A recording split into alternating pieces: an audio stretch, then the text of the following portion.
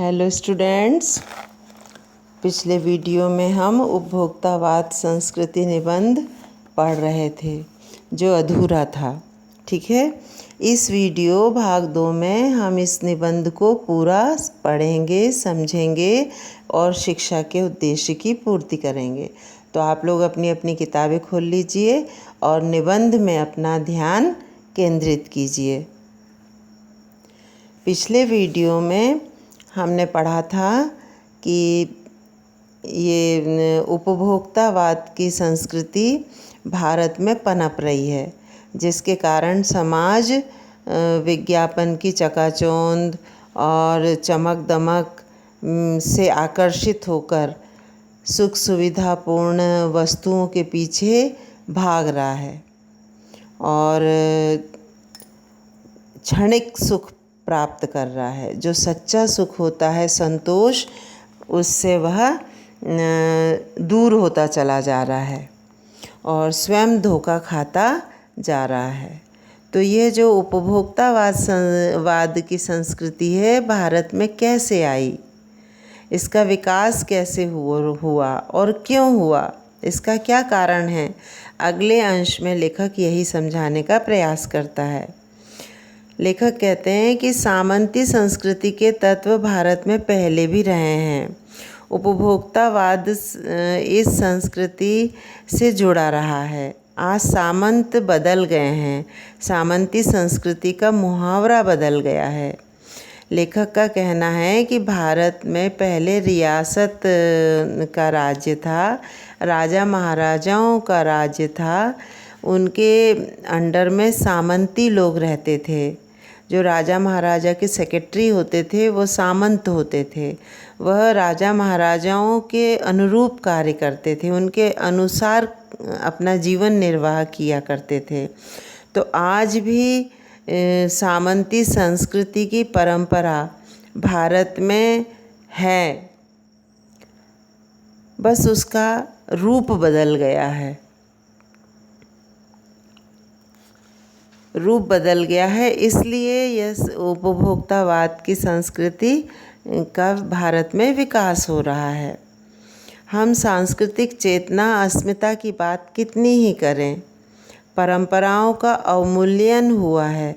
लेखक कहते हैं कि भारतीय संस्कृति, भारतीय सांस्कृतिक अस्मिता की बात हम कितनी करें, भारतीय संस्कृति की कितनी ही प्रशंसा क्यों न करें, सच पूछा जाए तो परंपराओं का अवमूल्यन हो रहा है। हम भारतीय संस्कृति को धीरे धीरे भूलते जा रहे हैं और उसके जो मूल्य हैं, उसके जो आदर्श हैं, वो उसका धीरे धीरे पतन हो रहा है, आस्थाओं का क्षरण हो रहा है। भारतीय संस्कृति के प्रति जो हमारी आस्था थी, जो विश्वास था, वो धीरे धीरे नष्ट होता जा रहा है। ये कड़वा सच है कि हम बौद्धिक दास्ता स्वीकार कर रहे हैं, हम दूसरों की नकल कर रहे हैं और नकल करके बौद्धिक दास्ता स्वीकार कर रहे हैं। हम दूसरों के गुलाम होते जा रहे हैं। ये एक प्रकार की बौद्धिक दास्ता है। हम संपन्न वर्ग को, उच्च वर्ग को और पश्चिमी सभ्यता को जैसा करते हुए देख रहे हैं, वैसा ही हम भी कर रहे हैं। तो ये दूसरों की संस्कृति को अपना रहे हैं और स्वयं की संस्कृति को छोड़ रहे हैं। ये एक प्रकार की बौद्धिक दास्ता है। दूसरों की नकल करना बौद्धिक दास्ता, स्वयं की बुद्धि से काम न लेना, स्वयं की विवेक से काम नहीं लेना, दूसरों की बुद्धि को देख करके काम करना बौद्धिक दास्ता है। तो पश्चिम के सांस्कृतिक उपनिवेश बन रहे हैं, हम पश्चिमी संस्कृति को अपना रहे हैं। हमारी नई संस्कृति अनुकरण की संस्कृति है। तो हमारी ये जो नई संस्कृति देश में आ रही है, ये नकल की संस्कृति है, अनुकरण की संस्कृति है, दिखावे की संस्कृति है। यह हमारी सोची समझी परखी संस्कृति नहीं है, हमारी विवेक से परखी हुई संस्कृति नहीं है। ये दूसरों की संस्कृति का अनुकरण है। तो ये बौद्धिक दास्ता है, ये गुलामी का जीवन है। हम आधुनिकता के झूठे प्रतिमान अपनाते जा रहे हैं। आधुनिकता, पश्चिमी सभ्यता के झूठे प्रतिमान अपना रहे हैं और अपनी संस्कृति को छोड़ रहे हैं।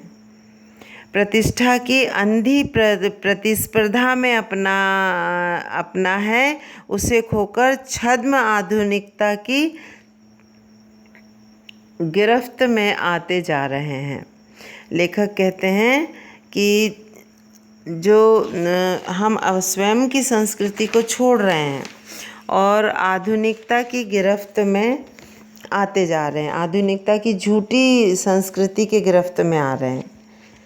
संस्कृति के नियंत्रक शक्तियों के क्षीण हो जाने के कारण हम दिग्भ्रमित हो रहे हैं। हमारी संस्कृति के जो नियंत्रिक शक्ति है वो धीरे धीरे कमज़ोर होती जा रही है, जिसके कारण हम दिग्भ्रमित हो रहे हैं, मतलब हम भटक रहे हैं। हमारा समाज ही अन्य निर्देशित होता जा रहा है। हमारा भारतीय समाज दूसरों के निर्देश पर चल रहा है।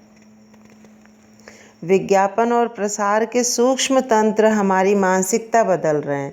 ये तरह तरह के विज्ञापन के और प्रचार प्रसार के जो ये माध्यम है, जो बहुत तीव्र सिस्टम है, सूक्ष्म तंत्र है, ये हमारी मानसिकता को, हमारी सोच को बदल रहे हैं।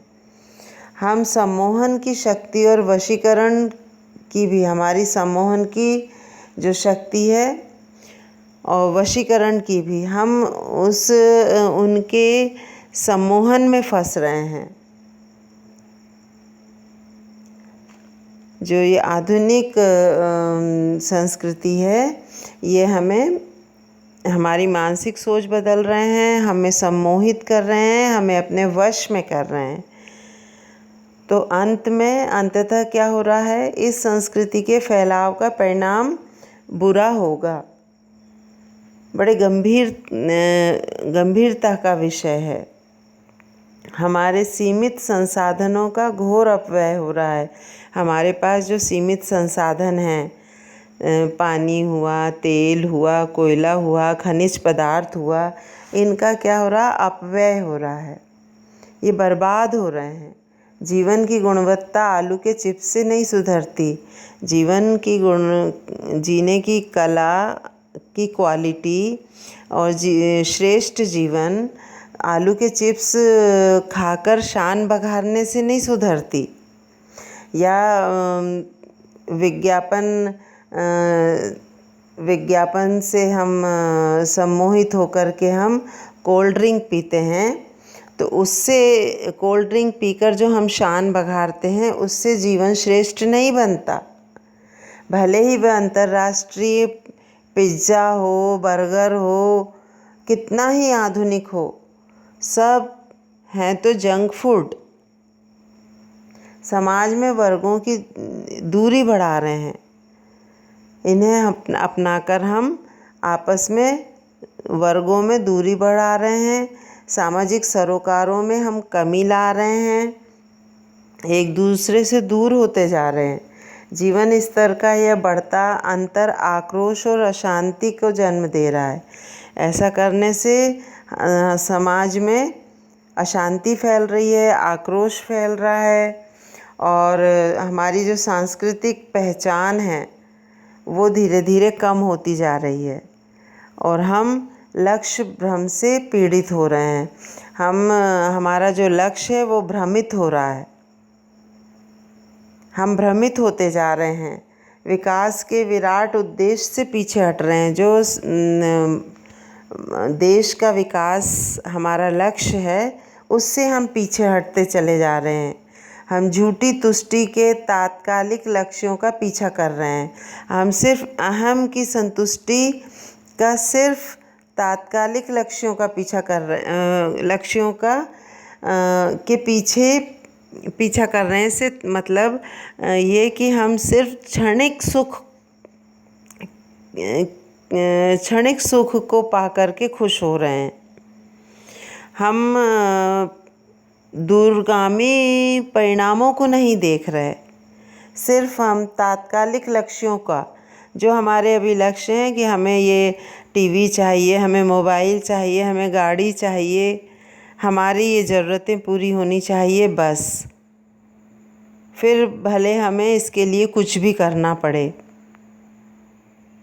फिर भले दुनिया जाए भाड़ में, हमें सुख मिलना चाहिए।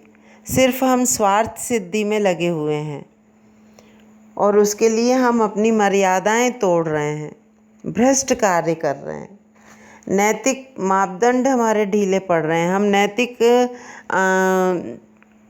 नैतिक सिद्धांतों को तोड़ करके भ्रष्ट व्यवहार करने में लगे हैं। हमारा व्यक्ति केंद्रकता बढ़ रही है, मतलब हम सिर्फ अपना भला सोच रहे हैं, स्वार्थ सिद्धि चाह रहे हैं।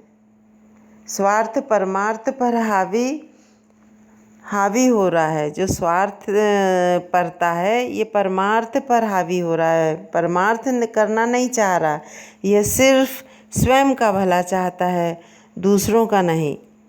तो ये भोग की आकांक्षाएं आसमान को छू रही हैं, ये निरंतर बढ़ती जा रही हैं। इससे व्यक्ति को संतोष नहीं मिल रहा है, वह असंतुष्ट ही है। तो ये न जाने किस बिंदु पर जाकर रुकेंगी। यदि यह बढ़ती रही तो समाज पतन के गर्त में चला जाएगा। गांधी जी ने कहा था कि हम स्वस्थ सांस्कृतिक प्रभावों के लिए अपने दरवाजे खिड़की खुले रखें, पर अपनी बुनियाद पर कायम रहें। गांधी जी ने कहा कि हम स्वस्थ सांस्कृतिक प्रभाव को ग्रहण करें, पर अपनी बुनियादी संस्कृति को न छोड़ें। भारतीय संस्कृति के मूल्य और आदर्शों को न त्यागें। दूसरों की अच्छाइयों को ग्रहण करें, लेकिन अपनी अच्छाइयों को न छोड़ें। उपभोक्ता संस्कृति हमारी सामाजिक नींव को ही हिला रही है, परंतु ये जो उपभोक्ता संस्कृति है ये हमारे समाज की नींव को हिला रही है। उसके लिए यह बुरी है, उसके लिए खतरनाक है, भविष्य के लिए यह एक बड़ी चुनौती है।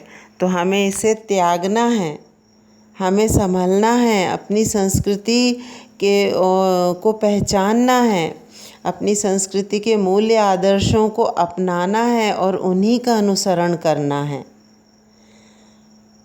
हमारी संस्कृति के जो मूल्य आदर्श हैं, सत्य, अहिंसा, त्याग, परोपकारिता को हमें, एकता, इन्हें हमें ग्रहण करना है और ये उपभोक्ता की संस्कृति को त्यागना है। लेखक सिर्फ यही कहना चाहते हैं। तो स्टूडेंट्स, आपको समझ में आ गया होगा ये अध्याय अच्छी तरीके से। इस अध्याय से संबंधित प्रश्नोत्तर मैं PDF के द्वारा आप तक पहुंचा दूंगी। आप इस वीडियो को बार बार सुनिए और इसकी शिक्षा के उद्देश्य को आत्मसात कीजिए।